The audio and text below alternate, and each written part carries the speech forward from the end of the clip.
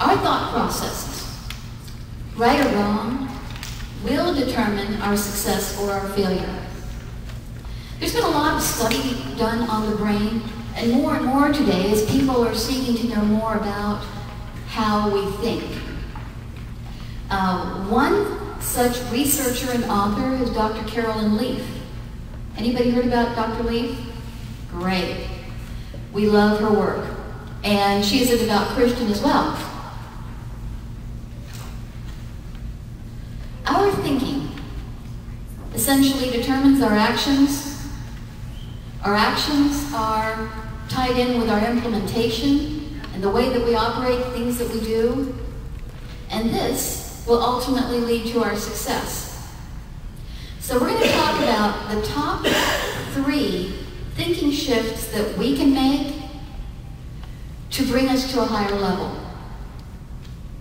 First one, and this may sound really obvious, but we need to explore a little bit deeper. The first one is, think about what you say before you say it. And I think those of us that enjoy talking and are kind of glib, we just talk to everybody, and whatever comes out of our mouth comes out of our mouth. But we need to be really careful about that, because unknowingly, we can undo God's blessing. We can deny it without even realizing it. And I found this out myself. Several years ago, after I had entered coaching, it was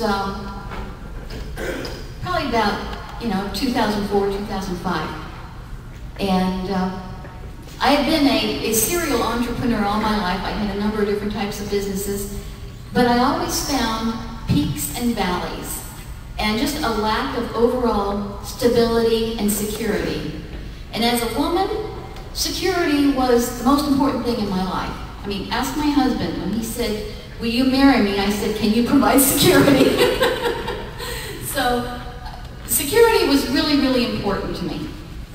And that was one of the things that I just didn't feel like I had had over the years. I had been greatly blessed. I had had some huge successes in business. And then I'd had some dismal failures too. But I think any of us that are in business long enough, we know that not every good idea is going to bear the fruit that we'd like to see it bear. But I found myself time and again saying, why can't I ever get beyond this point? I'm always up and down and up and down. Either we have money or we don't have money. We've got some today, we don't have any tomorrow.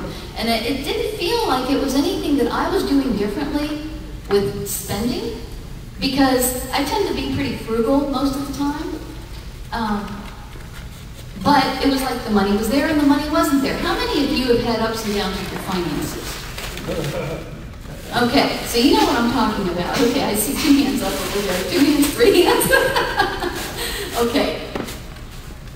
The thing that I discovered, and I had heard about this over the years, that we need to be careful what we are confessing. And as simple as that may sound, say, well, I'm not going to confess anything negative. I'm not going to say my business is a failure or everything is going downhill and it's all going to crash and burn tomorrow.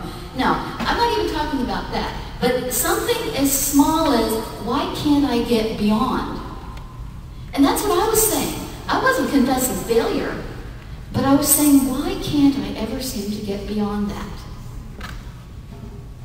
And that, I mean, as silly as that may sound, that was keeping me exactly where I was, and I was not getting beyond it.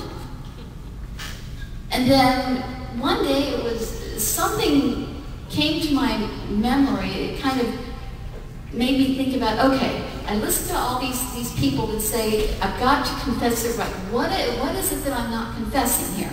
What is it I'm supposed to be saying that I'm not saying?